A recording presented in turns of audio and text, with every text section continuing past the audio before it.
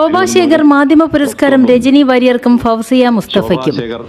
ഏഷ്യാനെറ്റ് ന്യൂസിലെ senior programme പ്രൊഡ്യൂസറായിരുന്ന ശോഭാശേഖറിന്റെ സ്മരണാർത്ഥം വനിതാ മാധ്യമ പ്രവർത്തകർക്കായി Shobha Shekhar memorial family trust Thiruvananthapuram press ക്ലബിന്റെ സഹകരണത്തോടെ ഏർപ്പെടുത്തിയ 2023-24 വർഷങ്ങളിലെ മാധ്യമ പുരസ്കാരങ്ങൾ പ്രഖ്യാപിച്ചു.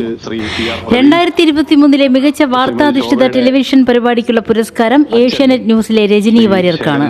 2024 പുരസ്കാരം ന്യൂസ് മലയാളം 24x7 ഫൗസിയ മുസ്തഫയും നേടി. ജേതാക്കൾക്ക് 25,000 രൂപ വീതവും പ്രശസ്തി പത്രവും ഫലകവും ലഭിക്കും. തിരുവനന്തപുരം പ്രസ് ക്ലബിൽ നടന്ന വാർത്താ സമ്മേളനത്തിൽ ട്രസ്റ്റ് ഭാരവാഹികൾ അറിയിക്കുകയായിരുന്നു. ബി സന്ധ്യ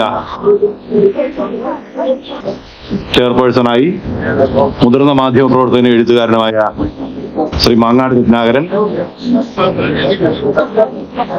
മുതിർന്ന മാധ്യമ പ്രവർത്തകനും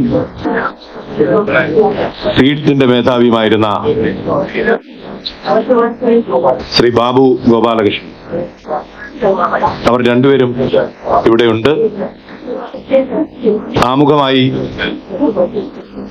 സംസാരിക്കാൻ ക്ലബിന്റെ പ്രസിഡന്റ് ശ്രീ PR പ്രവീണിനെ ക്ഷണിക്കുകയാണ്. ആദ്യമായിട്ട് ഏർപ്പെടുത്തുന്ന പുരസ്കാരമാണ് ശോഭാശേഖർ മാധ്യമ പുരസ്കാരം. വനിതാ മാധ്യമ പ്രവർത്തകർക്ക് വേണ്ടിയിട്ടാണ്. നമ്മൾ ഇതിന് മുന്നോട്ട് വച്ചിരുന്ന ക്രൈറ്റീരിയ എന്ന് പറയുന്നത് ടെലിവിഷൻ ചാനലുകളിൽ വാർത്താധിഷ്ഠിത ടെലിവിഷൻ പ്രോഗ്രാം അതിന്റെ സ്വഭാവത്തിലുള്ള പരിപാടികൾക്കാണ് നമ്മൾ അവാർഡ് നൽകുമെന്ന് പറഞ്ഞിരുന്നത്. ഒപ്പം അന്വേഷണ പരമ്പരകളും ഇത് രണ്ടുമാണ് പരിഗണിച്ചത്. ഇതല്ലാതെ നമുക്ക് വാർത്താ ക്ലിപ്പുകളായി ധാരാളം എൻട്രി ലഭിച്ചിരുന്നു ഈ 2 വർഷത്തേക്കുമായി.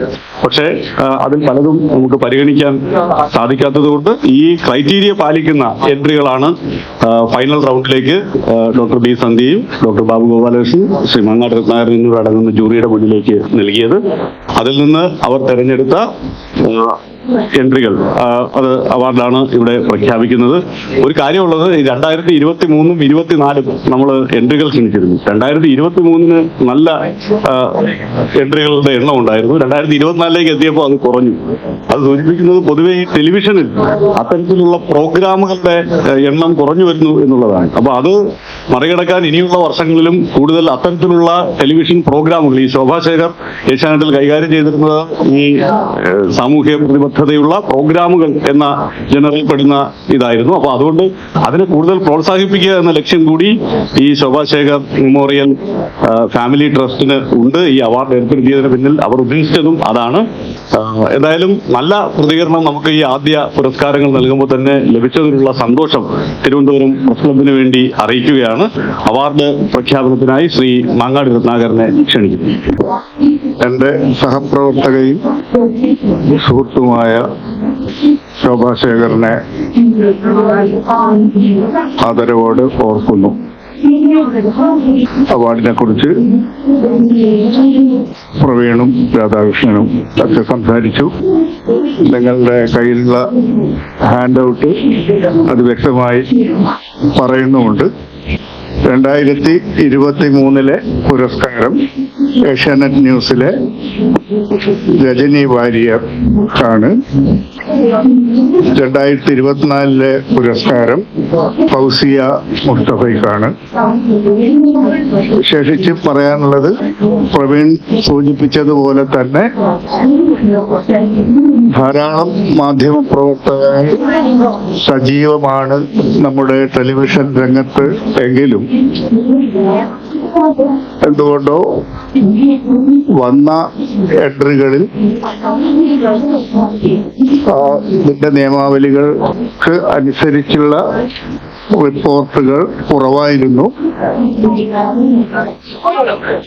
ഭാവിയിൽ കുറച്ചുകൂടി വിപുലമായി തേടിപ്പിടിച്ച് അത്തരം റിപ്പോർട്ടുകളെ കൊണ്ടുവരാനുള്ള ഒരു ശ്രമം കൂടി ഈ മെമ്മോറിയൽ ട്രസ്റ്റിന് ഉണ്ട് എന്ന് ഞാൻ കരുതുന്നു. അത് നമ്മുടെ എല്ലാവരുടെയും ഉത്തരവാദിത്തമാണ്. ഇവിടെ സമ്മാനിതമായിട്ടുള്ള 2 റിപ്പോർട്ടുകളും രണ്ടു തരത്തിൽ ഗംഭീരമായിട്ടുള്ള റിപ്പോർട്ടുകളാണ് കഴിഞ്ഞ വർഷത്തെ ഫൗസിയ മുസ്തഫയുടെ റിപ്പോർട്ട് പരമ്പര ഒരുപക്ഷെ ഇന്ത്യൻ ടെലിവിഷനിൽ തന്നെ ആദ്യമാണ്. വളരെ ഞെട്ടിപ്പിക്കുന്ന ഒരു അനുഭവമായിട്ടാണ് ആ റിപ്പോർട്ട് പരിശോധിച്ച ജൂറികളിലാണെന്നുള്ള രീതിയിൽ അതിനെ കണ്ടത്. രജനി വാര്യരുടെ റിപ്പോർട്ട് ആദിവാസികൾ അഭിമുഖീകരിക്കുന്ന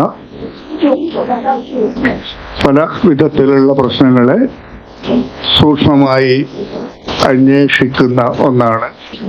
മുത്തങ്ങൾക്ക് ശേഷമുള്ള അവരുടെ ജീവിതം, ദുരിതങ്ങൾ ഒക്കെ വിശേഷിച്ചും കൂടുതലൊന്നും സംസാരിക്കേണ്ടതില്ലെന്ന് തോന്നുന്നു. ഈ മാസം അവസാനം പ്രസ് ക്ലബ്ബുമായിട്ട് ആലോചിച്ച് അവാർഡ് ദാന ചടങ്ങ് നടത്താനാണ് ഉദ്ദേശിക്കുന്നത്. പിന്നെ ശോഭാ ശേഖർ യഥാർത്ഥത്തിൽ ഈ സാമൂഹ്യ പ്രതിബദ്ധതയുള്ള പ്രോഗ്രാംസ് ആണ് ചെയ്തുകൊണ്ടിരുന്നത്. അത് ചെയ്യാനായിരുന്നു ആഗ്രഹവും. അപ്പൊ അതുകൊണ്ടാണ് ഞങ്ങളുടെ ട്രസ്റ്റ് ആ രീതിയിൽ തീരുമാനിച്ചത്. ഇത് തുടർന്നും നടത്താൻ വേണ്ടിയിട്ടാണ് ഇങ്ങനെ ഒരു ട്രസ്റ്റ്, ഫാമിലി ട്രസ്റ്റ് രൂപീകരിച്ചത്. തുടർന്ന് നടത്താനുള്ള ഏർപ്പാടുകളെല്ലാം ചെയ്തിട്ടുണ്ട്.